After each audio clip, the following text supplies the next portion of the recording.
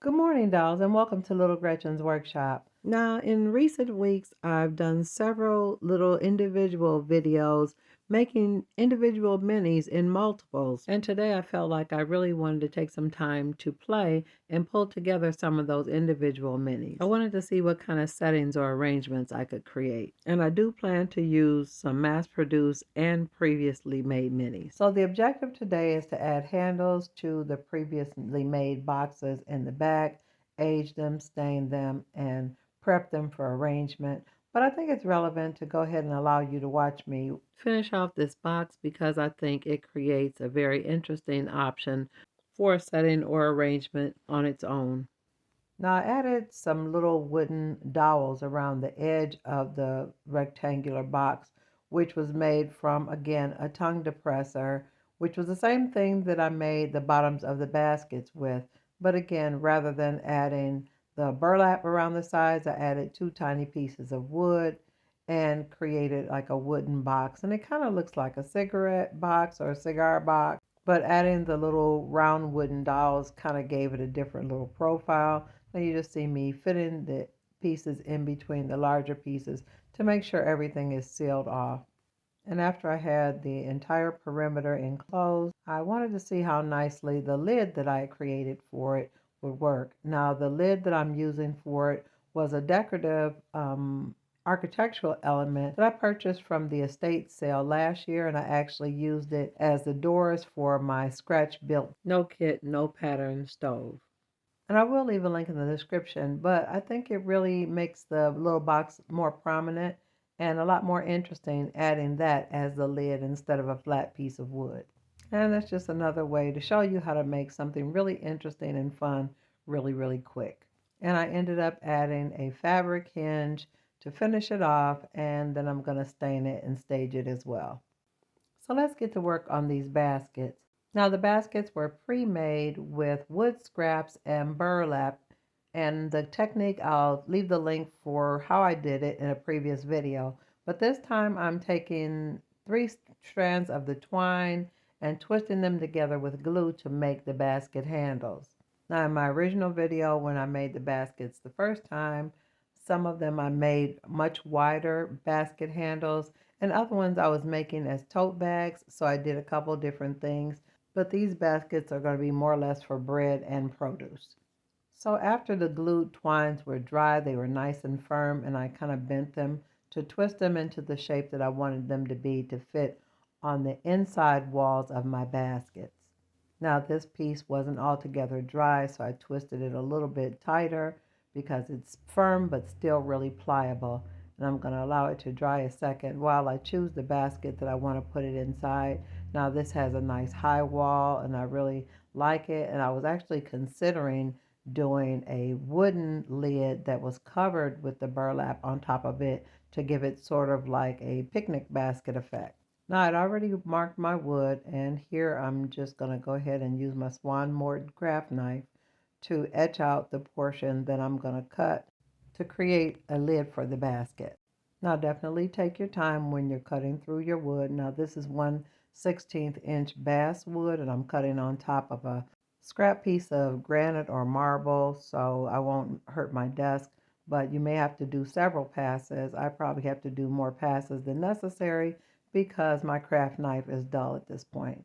But I was able to get through it and get me a nice piece that'll work well for the lid. Now some of these images are going to look different because I did more than one of these, but this is what it looked like when I cut the wooden top out for one of them. And then in this image, after cutting it out, I added my weld bound or tacky glue to the top of the piece of wood, and then I covered the glue with a piece of burlap that was slightly bigger than the wood cut. And it would be a best practice to weight the wood with the burlap on top down to make sure that it dried flat. So let me set this down and allow it to dry and move on to the next portion. So here I am trimming off some of the twine now that it's nice and dry and fitting it between the walls of the basket. And I really think the twisted twine makes a much more realistic and in-scale handle for the baskets, even more so than some of the handles I made in a previous video. Now, dolls, I always like to do like a dry fit, try fit before I actually add my glue, just to align everything and see how it'll fit inside the basket. And I think that's going to look really good. So now that I've played around with it in the dry state, I can go ahead and add my glue. Now, my preference is to use the Aleene's Tacky Glue because it dries nice and clear and allows you some wiggle room before it sets up solid. Now, this just happens to be my preference, but any type of white PVA glue will work well. Now, from this angle, you can see I've added my glue and I'm allowing it a little time before I press it in. Now, I allow it to sit a little bit and then I smush the handles directly into the glue because after it dries a bit, the glue is a little bit tackier, and that's why my fingers have so much glue on them. Now that you've seen how I've added these tiny handles to the baskets, let me show you what else I did. So dolls, you can clearly see from this angle that after I made a couple baskets, I kept on making baskets. Like I do everything, I always make more than one. It's like I'm looking for each attempt to be a little bit better than the previous one. Or I'm trying to figure out how many different ways can I make one thing. Either way, I always end up with lots of spares. And when you've made extras and spares of everything, then you need to figure out what to do with all of that. So in the midst of my inactivity and silence, I've been pondering some things and considering some different options. So with all the extras I have and the things that I make and my tendency to make multiples, I started thinking like, what if I put some of the multiples together? What if I created or kind of staged some items and put them together into little settings? So this is what I'm doing, dolls. With some of my spares and remnants, I'm putting them together to see what I can create with my extras. Now, these were some grapes. That's a little bottle of mass-produced wine and a couple different type of cheese that were extras when I was creating food for Marguerite and Sadi's wedding reception. And dolls, all the videos I'm referencing, I will leave links in the description. But I'm just adding it to one of the cutting boards that I made multiples of in a previous video as well. But just playing around to see what I could come up with now. And dolls, I do apologize for the excessive glue use in this frame. Now, before I added fruit and things to the baskets, I added a little wood stain marker to make them look a little bit more aged and worn. And I had this little plastic tray or basket that was really cute, but the color looked a little cartoony. So here I'm adding a little acrylic paint to make it look a little bit more realistic. And so, dolls, at this point, I'm not going to do a lot of explaining. I'm going to just show you what I did. I was really just playing around to see what type of arrangements I could come up with, to use some of my individual creations to pull them together to create some fruit and bread arrangements. In my mind, it was almost like making three-dimensional still lifes. I did want to point out that some of the baskets were deeper than I originally anticipated, so I added tissue paper to create like a base or a platform for my fruit to sit on, because my baskets were created to be full and overflowing. Now here I wanted to show you the couple other items I was working on at the beginning of the video.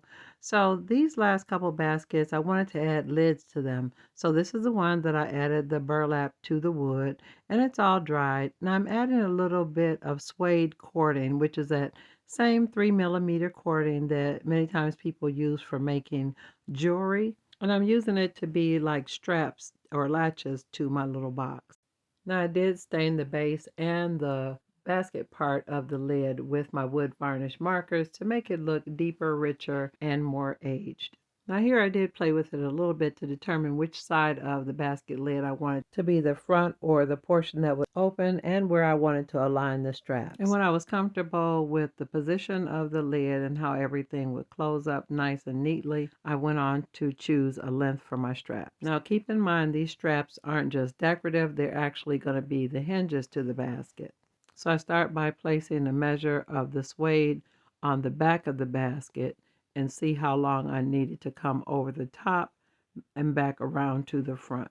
Now with this much smaller basket, I'm using the exact same treatment, but instead of using the suede, I'm using a deep chocolate colored satin ribbon. And from this angle, you can see I've added a nice big clunky uneven bead of glue to the back of the basket.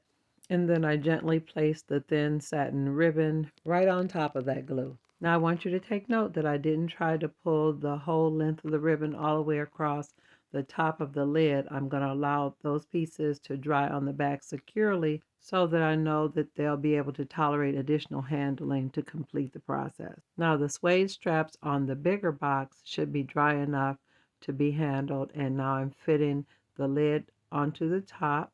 And after adding glue to the straps, I gently place them down and position them on the top of the lid. Now it's a good idea to hold them in place for a little while to allow the glue to catch.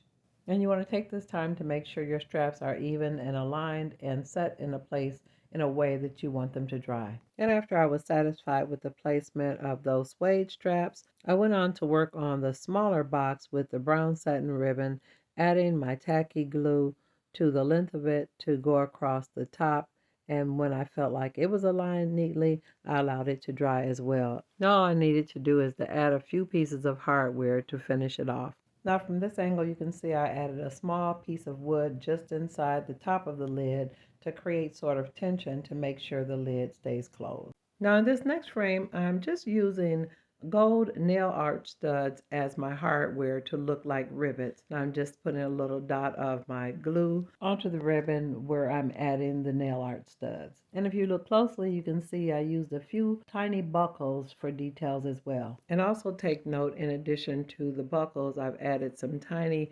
magnets to keep the latches secure. Now if this is your first time watching or you're new to the channel and you want to see more content like this, go ahead and subscribe. And always look for me on Mondays after 7:30 p.m. Eastern Standard Time. I would love to know what your favorite part of this video was and what you enjoyed the most. Let me know in the comments. And until then, I'm looking forward to seeing you next time right here on Little Gretchen's Workshop. Bye-bye now, dolls.